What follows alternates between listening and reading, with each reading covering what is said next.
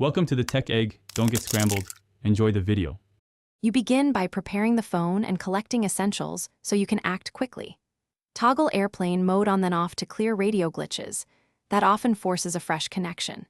Make an iCloud backup now because you may reset settings later, and save your carrier login or SIM/PIN so reactivation is smooth. Once done, check settings Cellular for obvious blocks and ensure data is enabled.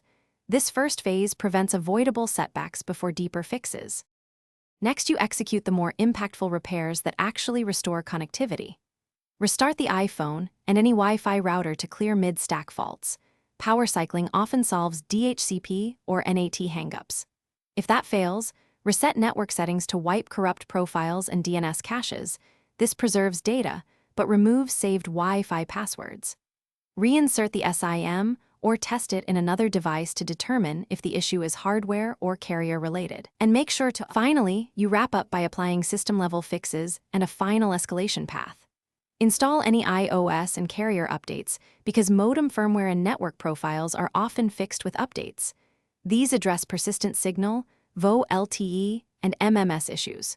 If problems persist, contact your carrier to confirm provisioning or outages and request a SIM replacement.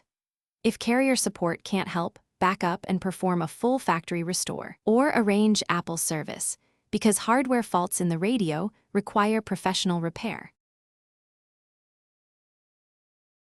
Thanks for watching. Consider subscribing if I helped unscramble your problems.